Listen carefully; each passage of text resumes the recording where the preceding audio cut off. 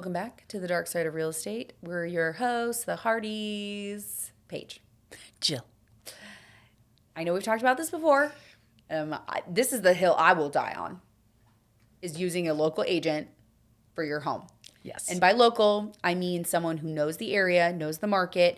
Just because I don't live in Fallbrook doesn't mean I don't know Fallbrook. You know, just because I don't live in Riverside or doesn't mean I don't know the area, or Paris, whatever. Like, I mean, in a specific zone, if you're hiring someone who literally has never worked there before, that is a big no-no.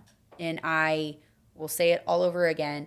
There's plenty of good agents that work and know the area that you're selling your home. Yes, in that specific area. But it doesn't just go for listings, it goes for buyers too.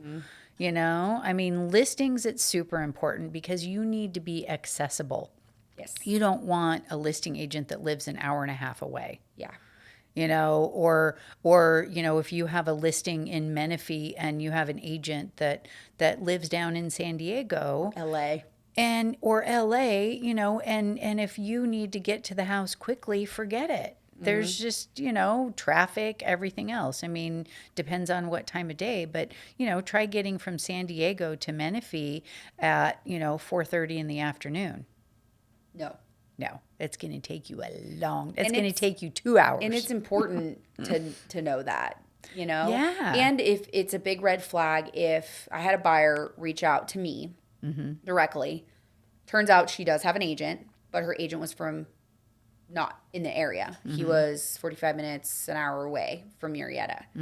And she was asking, technically, this is what I told her. I was like, I really shouldn't be talking to you. Once I found out she had an agent, obviously. I'm not going to step on toes. I don't want to be unethical. And you have a signed buyer's agreement. You need to go ask him this. Yeah. But before I found out she had an agent, she was asking me, oh, you know, how's the area? How's the thing? And then when I found out she has an agent, I said, well, you need to be asking them these questions. If they're going to represent you in an area that you want to buy a home, they need to know these.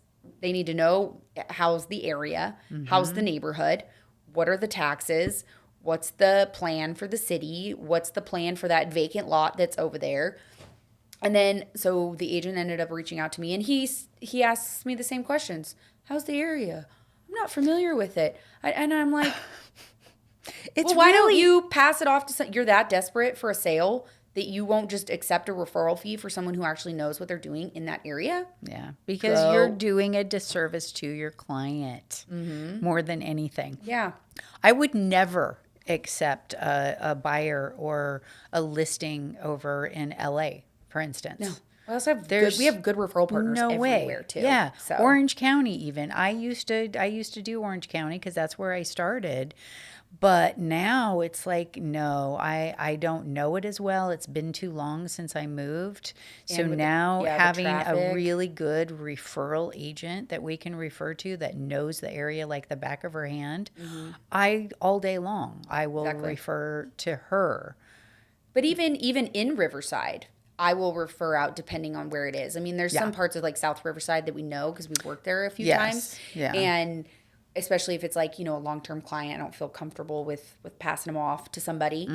But I mean, it doesn't happen very often. I will refer out in Riverside. It's like for what, 45 minutes? To me, it's not worth it. I would rather focus on things within our little bubble, within the Southwest Riverside County and what we know area. Yes, and what we know, and that's the thing, because we know Fallbrook up to, you know, Paris, even Moreno Valley. I don't want to go to. It's too far. I don't know Moreno Valley. There's too many, especially when you start getting into areas that have too many pockets where it could be really nice, really sketch nice, where sketch we don't nice. know. I don't know which one those are. And Moreno Valley especially, even though it's technically considered in this zone, it's too weird for me. I don't want to go over there. We don't know it. Yeah. We don't know it. So I'll go up to we'll go up to Paris and Corona. I think that's the max. Yeah, definitely. And down even Escondido, I'm like, unless it's a good friend, I have a good referral partner that's down there. I'd rather just refer it out.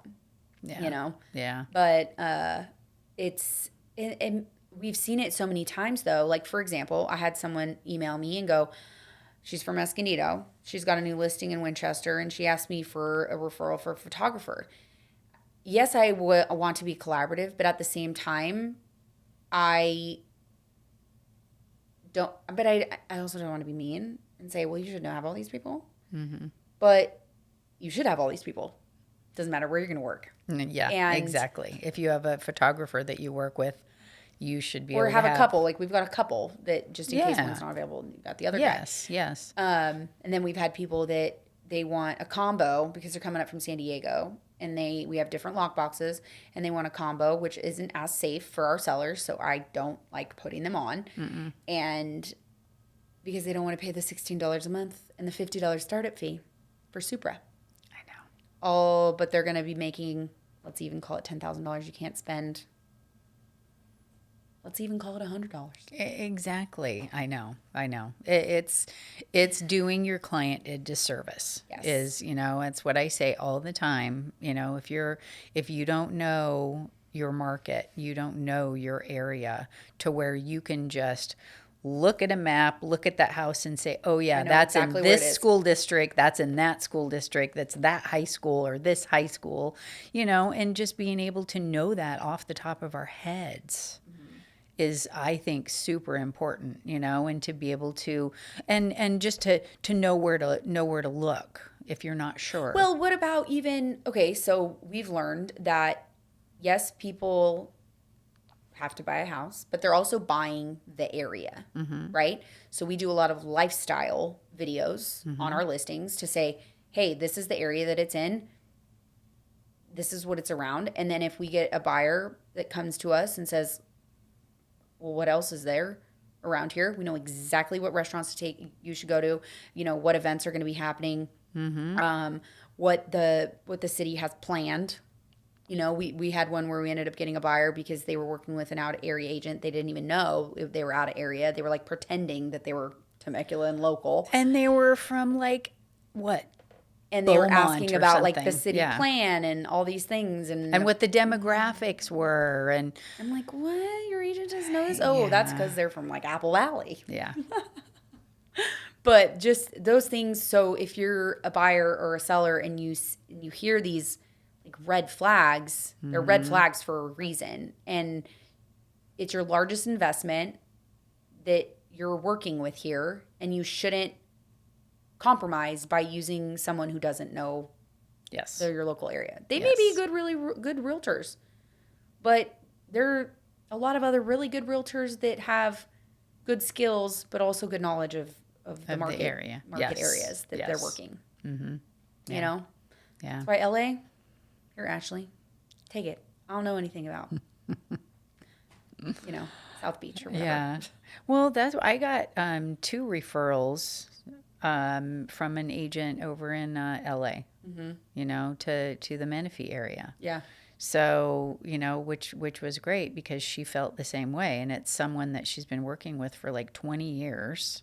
Yeah. And, it's a friend, and she found me online, and she was like, her client wanted to work with someone that had a lot of experience and knew the area really well. So yeah, that's how she found me. Yeah, I know. It's so important, and you and I will yell it from the mountaintops. Oh yeah, absolutely. But we have some really good agents that we can refer to. Too, Yeah. That we have vetted, we have worked with. Yes, I have my fabulous referral partners that we share, and having a really good referral relationship is worth its weight in gold.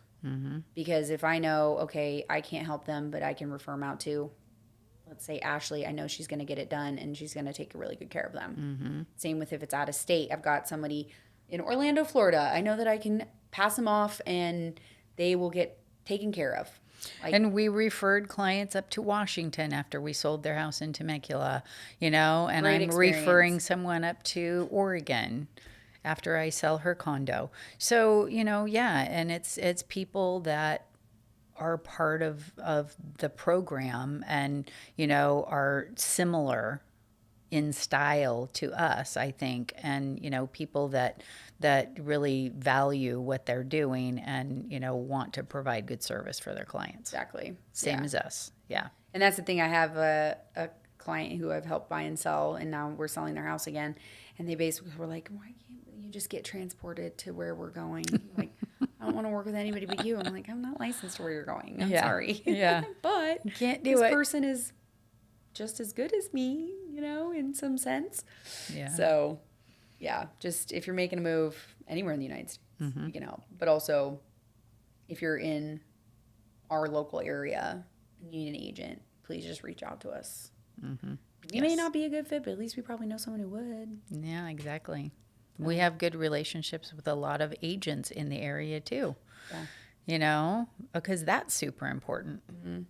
Yeah, having those good relationships. I mean, I've sold a couple homes just off market because, there's an agent who has maybe a buyer that's looking for that exact same thing, and they found it on Insta or Facebook, and here we are. Yeah, I know. Makes life easy. But all right, signing off. Thanks.